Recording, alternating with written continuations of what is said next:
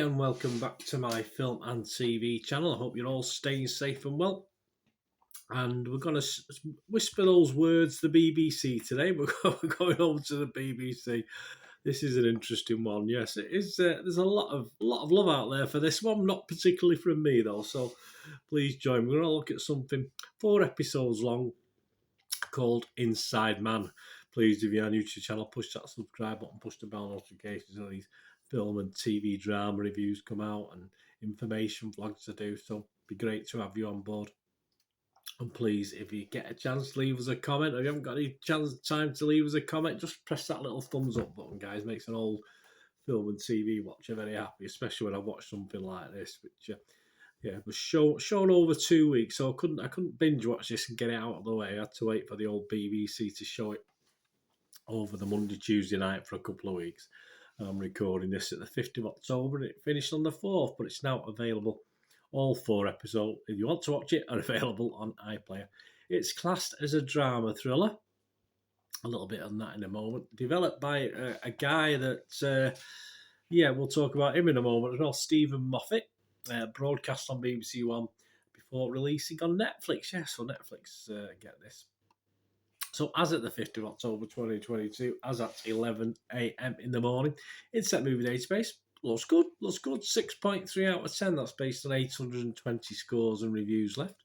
There's 148 10 out of 10s. Yes, I think that's the cast and crew and electricians and gaffers and runners and God knows what. And 103 1 out of 10s. That's probably people who watched it like me. And take those away because I ignore those, as you know. We're left with 412 scored it between 6 and 9. Healthy. 157 between 2 and 5. So a 72% positivity. So I'm in the 28%, guys. I'll tell you that now. This stars, of course, David Tennant, Stanley Tucci, Dolly Wells, Lydia West, Dylan Baker, Atkins Estimond, Lindsay Marshall, Louis Oliver, and Eki Chukwu. Acting's all right, actually. Acting's fine. British drama, sometimes the acting can be a bit hit and miss. On the whole, the acting's okay in this. No problem. What's it about? Well, in the US, obviously, there's 2 little stories going on at the same time. A prisoner on death row, played by Tucci, is seeking atonement as he faces execution. On a train in England, a journalist, played by West, is looking for a story. In a quiet little village, a vicar, played by Tennant, is picking up his son's maths tutor, played by Wells, from the station. All 4 are about to be entangled in a dilemma that could lead one of them to murder. Certainly could. What are the critics saying? Well, Carol Midgley from the Times here in the UK, she said this arch meditation on ordinary human beings' capacity to kill is audacious, clever, at times frustrating, because things are often too daft even for a knockabout noir. Yeah, I think they missed in the drama thriller, I think they missed the word comedy with this, which a little bit more in a moment. Lucy Mangum from The Guardian, what does she think? Well, she said Inside Man is typical Moffat fare. Probably is. Rollickingly confident, meaty, funny, clever, if not quite as clever on a line-by-line basis as it appears. Nothing clever about this. That's not a word I'd use for it. Nick Hilton from The Independent here in the UK.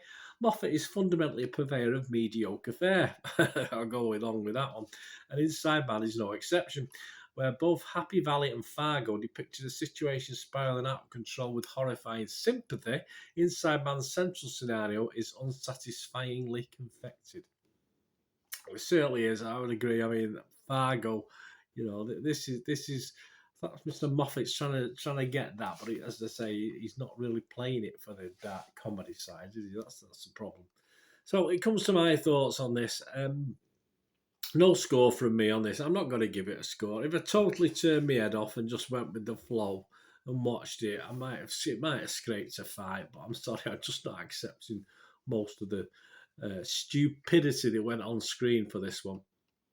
If you add the word comedy into the drama thriller category, and as in A League of Gentlemen sort of way, the Royston Vasey one, all that, it'd be probably okay, but it isn't. It doesn't want to be a comedy. Mr. Moffat though does not want this to be a comedy thriller, but in its setup, especially episode 1, everything is so silly, and it doesn't get any better. There's lots of silly, even up to the end, even up to the last 10 or 15 minutes. It's just stupid decisions made.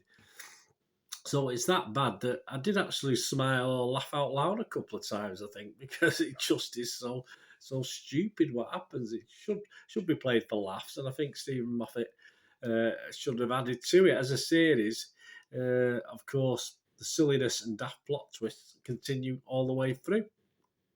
As a black comedy drama, it would lack a few one-liners, even though it was quite funny at times. Not necessarily meaning to be. As a serious drama thriller, it just lacks ordinary common sense. I mean, you're talking this time, and people are making stupid decisions just to move the story along. Doesn't make any sense whatsoever. Most of the decisions people make. For me, Stephen Moffat, I'm sorry, a lot of people don't like Stephen Moffat, and for me, he gradually turned Doctor Who into a disappointment. One of my favourite programs when it was rehashed in the O's, in the middle O's. It does have some interesting ideas. Don't get me wrong, but obviously, I'm sure it's not just him. I'm sure he's got editors and other script writers as well. But there's sort of no one around. Doesn't seem anyone around to rein him or his team in on this and bring the storyline back to a wee element of believability. It won't take a lot. It just takes someone with a little bit more common sense. So yeah, that's okay, but let's work it around this way.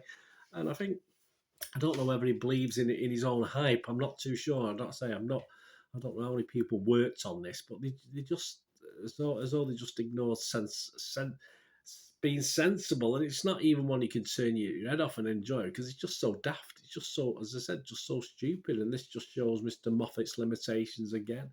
For me, Doctor Who gradually went stupider and stupider and less interesting and less interesting.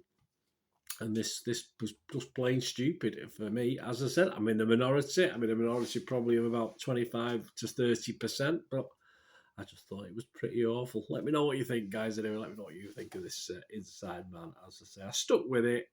As I said, I was hoping some of the silliness would sort of ease off, and it might make a little bit more sense if you just sort of watched it from episode 2 or 3, and it might, this looks all right. Hostage situation, blah blah blah. I'm not giving anything away there. It happens quite early on, but sadly, no. It just got worse and worse. Say, excuse me.